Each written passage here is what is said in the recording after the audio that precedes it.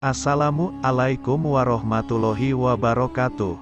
Saat ini kita berada di lokasi jalur Panturan Juwana, tepatnya di Duku Ngerang, Desa Trimulyo, Kecamatan Juwana, Kabupaten Pati, Jawa Tengah. Kita akan ke lokasi makam Ki Ageng Ngerang I. Jika Anda melewati jalur Pantura Juwana, silahkan Anda bisa menyempatkan ziarah di beberapa tokoh penyebar agama Islam di daerah Pati dan sekitarnya, di antaranya Ki Ageng Ngerang I ini. Untuk lebih mudah mengenal beliau, yang masyhur Ki Ageng Ngerang I ini merupakan guru dari Sunan Muria dan Sunan Kudus, serta beliau merupakan mertua dari Ki Ageng Selo yang terkenal dengan penangkap petir. Sedangkan istri dari Ki Ageng Ngerang I adalah Nyi Roro Kasihan, yang juga dikenal dengan Nyi Ageng Ngerang, adalah putri Raden Bondan Kejawan Putra Brawijaya V. Salah satu ulama di Pati yang tersohor serta memiliki sejarah tak terpisahkan dalam perkembangan Kabupaten Pati adalah Ki Ageng Ngerang. Beliau merupakan seorang ulama besar dan terkenal sakti yang mendirikan padepokan di Juwana kala itu, serta beliau juga disegani masyarakat. Menelusuri sejarah Mataram Islam, maka pasti tersebut salah satu nama keturunan dari bangsawan yang menduduki tempat terhormat di mata masyarakat dengan menyandang nama dan gelar Kiai Gede, Kiai Ageng, Nyai Gede, Nyai Ageng, yang memiliki makna sebagai tokoh besar dalam bidang keumatan, keagamaan, maupun tokoh pemerintahan yang dihormati, sebab dianggap memiliki kelebihan dan kemampuan dalam sifat-sifat keteladanan dan kepemimpinan dalam suatu wilayah. Kiai Ageng Ngerang adalah salah satu orang yang menjadi leluhur dinasti Mataram Islam karena melahirkan generasi yang mampu menjadi cikal bakal berdirinya kerajaan Mataram Islam yang masih lestari hingga saat ini, yaitu Kasultanan Surakarta Hadiningrat, Kasultanan Ngayogyakarta, Pura Mangkunegaran Surakarta, dan Pura Pakualaman Yogyakarta. Kiai Ageng Ngerang adalah seorang tokoh ulama yang semasa dengan Dewan Wali Songo yang menyebarkan agama Islam di daerah Juwana dan daerah lereng Pegunungan Kendeng Pati Selatan dan sekitarnya. Ki Ageng Ngerang diasuh dan dibimbing oleh kedua orang tuanya dengan ilmu agama yang sangat mendalam semenjak dari kecil. Dari semenjak kecil, dia sudah belajar agama dengan tekun. Dikisahkan juga selain belajar kepada ayahnya, beliau juga sempat belajar dan berguru pada Syekh Siti Jenar dan Kiai Ageng Tarub II. Menginjak dewasa menikah dengan Dewi Roro Kasihan, putri dari Kiai Ageng Tarub II, dan kemudian setelah tiba waktunya akhirnya tinggal di Ngerang Juwana sehingga dikenal dengan nama Kiai Ageng Ngerang. Kiai Ageng Ngerang mendirikan padepokan pesantren di Ngerang Juwana dan muridnya datang dari berbagai daerah. Dalam mensiarkan agama Islam dilakukan dengan penuh kebijaksanaan, hati-hati, dan penuh welas asih. Dalam menyiarkan agama Islam, Ki Ageng Ngerang memiliki banyak murid, diantaranya adalah Sunan Muria, Sunan Kudus, Adipati Patakwarak, Kapa dan adiknya yakni Gentiri, serta masih banyak lagi murid beliau.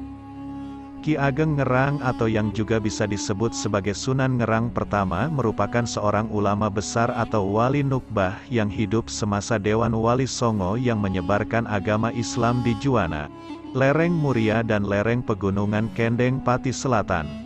Sebelum berada di Juwana, beliau juga pernah tercatat bertugas sebagai tokoh ulama di Muria sebelum Sunan Kudus dan Sunan Muria, kemudian pindah ke Ngerang, Juwana. Silsilah Ki Ageng Ngerang. Nama lain Ki Ageng Ngerang adalah Syekh Ronggo Joyo yang merupakan putra dari seorang ulama besar, Syekh Maulana Maghribi. Beliau merupakan keturunan Nabi Muhammad. Beliau menikah dengan Nyai Ageng Ngerang, keturunan bangsawan kerajaan Majapahit yakni Brawijaya V.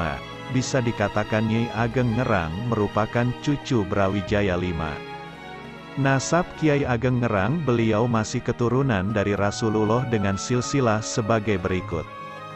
Nabi Muhammad Rasulullah menurunkan Sayyidah Fatimah Az-Zahra, istri dari Ali bin Abi Thalib berputra. Al-Imam Al-Husain berputra, Al-Imam Ali Zainal Abidin berputra, Al-Imam Muhammad Al-Bakir berputra. Al-Imam Ja'far Shodiq berputra. Al-Imam Ali Al-Uraidi berputra. Al-Imam Muhammad An-Naqib berputra. Al-Imam Isa Ar-Rumi berputra. Al-Imam Ahmad Al-Muhajir berputra. As-Sayyid Ubaidillah berputra. As-Sayyid Alwi berputra.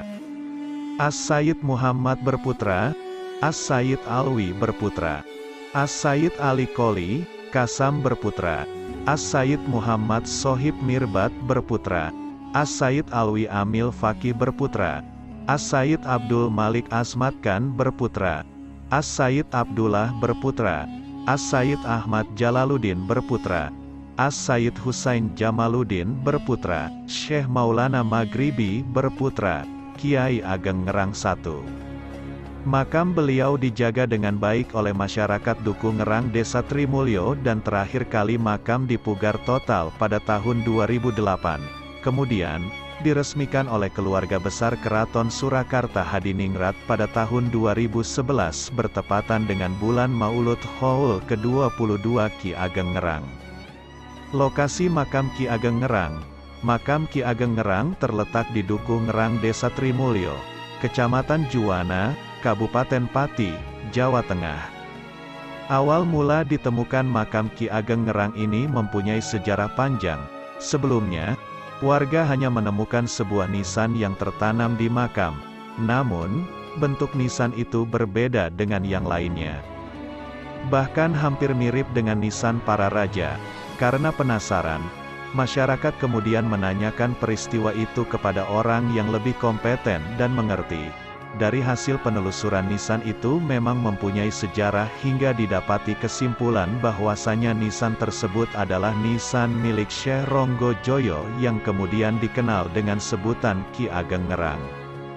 Karena berbagai peristiwa sejarah itu, para sesepuh Desa Trimulyo meyakini bahwa Ki Ageng Ngerang memang ulama besar yang patut untuk dihormati. Ki Ageng Ngerang menyebarkan agama Islam di sekitar Juwana, lereng Muria dan di lereng pegunungan Kendeng Pati Selatan. Saat ini, data yang meriwayatkan kisah hidup Sunan Ngerang bisa dibilang masih minim. Tetapi ada satu kisah yang sudah sangat masyhur yakni kisah yang berhubungan antara Sunan Ngerang dan Sunan Muria. Bahkan kisah ini sering dimainkan dalam lakon ketoprak atau drama tradisional yang berasal dari Jawa. Kisahnya adalah sebagai berikut ketika Sunan Ngerang mengadakan acara syukuran. Dalam acara tersebut hadir murid-murid serta tetangga yang sebelumnya diundang oleh Sunan Ngerang. Singkat cerita, pada saat acara tersebut Adipati Patak Warak yang tak lain adalah salah satu murid Ki Ageng Ngerang merasa jatuh hati kepada putri Ki Ageng Ngerang yakni Dewi Roroyono, akan tetapi Putri Roroyono tidak menyukai perilaku Adipati Patak Warak atau mungkin juga tidak direstui. Karena tidak bisa berpikir jernih, Adipati tersebut punya rencana untuk menculik Putri Roroyono pada malam hari. Akhirnya rencana pun dilakukan tanpa menghiraukan akibatnya. Dalam cerita tersebut, setelah Dewi Roroyono diculik, pencarian pun dilakukan serta disayembarakan untuk menyelamatkan Putri Ki Ageng Ngerang tersebut. Saat itu pula hanya Sunan Muria yang bersedia memenuhi permintaan gurunya itu. Di tengah perjalanan Sunan Muria bertemu saudara seperguruannya yakni Kapa dan adiknya Gentiri. Mereka menyatakan diri sanggup untuk membantu mencari Dewi Roroyono. Bila berhasil, maka Sunan Muria tetap berhak menikahi Dewi Roroyono. Saat itu Sunan Muria harus kembali ke Padepokan Gunung Muria untuk membimbing para santri. Oleh sebab itu, beliau mengizinkan Kapa dan Gentiri mewujudkan itikat baiknya. Mereka berdua yang pada akhirnya meminta bantuan seorang tokoh sakti di Pulau Seprapat bernama Wiku Lodang Datuk yang tak lain juga merupakan guru mereka berdua. Usaha mereka menuai hasil. Dewi Roroyono berhasil dibawa kembali ke Ngerang. Sedangkan Patak Warak lumpuh di tangan Sunan Muria karena ulahnya sendiri yang mengajak Sunan Muria berkelahi. Selanjutnya, sesuai janji Sunan Ngerang, Sunan Muria akhirnya dinikahkan dengan Dewi Roroyono. Demikian pula Kapa dan adiknya, Gentiri yang diberi hadiah berupa tanah yang terletak di Desa Buntar, Karanganyar. Namun sangat disayangkan, setelah Dewi Roroyono dinikahi Sunan Muria, Kapa dan Gentiri terlanjur jatuh hati pada kecantikan Dewi Roroyono sewaktu membawanya pulang. Akhirnya mereka berniat untuk merebut Dewi Roroyono dari tangan Sunan Muria. Untuk melancarkan aksinya, Gentiri datang sendiri ke Gunung Muria. Aksinya ternyata dipergoki oleh murid-murid Sunan Muria. Pertempuran pun tak dapat dihindari. Akhirnya Gentiri pun tewas di puncak Gunung Muria. Mengetahui tewasnya Gentiri, Kapa tidak mundur. Ia mengambil strategi lain dengan datang ke Gunung Muria pada malam hari, saat Sunan Muria dan beberapa muridnya sedang bepergian ke Demak Bintoro. Kapa menjalankan rencananya. Aksinya berhasil dan membawa Dewi Roroyono ke Pulau Seprapat untuk bertemu sang guru, Wiku Lodang Datuk. Ia berharap mendapat perlindungan, akan tetapi kedatangannya tidak mendapat sambutan baik. Ia justru dimarahi dan dimaki oleh gurunya sendiri. Saat mereka berseteru, tiba-tiba datanglah Sunan Muria dan beberapa muridnya. Kebetulan Sunan Muria juga ingin berkunjung ke sana. Hal tersebut sudah menjadi kebiasaan Sunan Muria untuk mengukuhkan silaturahmi. Melihat kedatangan Sunan Muria, Kapa langsung menjuruskan serangan menggunakan kesaktian miliknya. Kapa menggunakan Aji Pamungkas, puncak kesaktiannya. Namun Sunan Muria bukanlah tandingan Kapa. Jurus ajian Pamungkas yang ditujukan kepada Sunan Muria berbalik ke arahnya hingga mengakibatkan Kapa tewas seketika. Kemudian Sunan Muria dan Dewi Roroyono pulang ke Gunung Muria untuk melanjutkan dakwah. Kiai Ageng Ngerang mendirikan padepokan pesantren di Ngerang Juwana dan muridnya datang dari berbagai daerah. Dalam mensyiarkan agama Islam dilakukan dengan penuh kebijaksanaan, hati-hati dan penuh welas asih. Sebab masyarakat yang ada saat itu sudah memiliki keyakinan agama dan ajaran hidup yang sudah mapan dan terlembaga. Kehidupan masyarakat di sana telah mapan atas ajaran ilmu dari para pendahulu yang juga dikenang sangat linui. Keyakinan dan pedoman hidup masyarakat pada saat itu sudah sedemikian kuat. Struktur alam pegunungan telah menjadikan masyarakat sudah akrab dengan tanda-tanda alam. Keseimbangan hidup dengan habit sosial maupun dengan flora dan fauna sudah diketahui oleh masyarakat. Begitupun kepercayaan dengan hal-hal gaib tentu sudah sangat familiar dengan aktivitas kehidupan sehari-hari masyarakat. Sebab ritual-ritual persembahan terhadap dewa-dewa dan roh leluhur sudah sangat masif berlangsung dalam kehidupan masyarakat waktu itu sehingga kehidupan masyarakat waktu itu sudah terbiasa dengan segala ihwal kesaktian dan kegoiban. Dengan memperhatikan kondisi masyarakat yang demikian, maka pada saat itu untuk dapat melakukan syiar tauhid dalam agama Islam bukan perkara yang mudah sebab masyarakat waktu itu sudah memiliki pedoman hidup yang mapan dan terlembaga. Syiar agama Islam jika tidak dilakukan dengan hati-hati, cermat dan bijaksana tentu akan mendapatkan perlawanan dari tokoh dan masyarakat setempat yang justru sangat merugikan dan tidak akan membuahkan hasil kemanfaatan. Namun nampaknya dengan melihat hasilnya saat ini, Kiai Ageng Ngerang dan Nyai Ageng Ngerang waktu itu dianggap telah mampu secara tepat dan bijaksana melakukan syiar tauhid agama Islam. Konon dikisahkan ajaran Islam disiarkan dengan sangat tepat, penuh kasih sayang dan tanpa ada paksaan. Karena berbagai peristiwa sejarah itu, kemudian para sesepuh desa Trimulyo meyakinkan diri bahwa Ki Ageng Ngerang memang ulama besar yang patut untuk dihormati.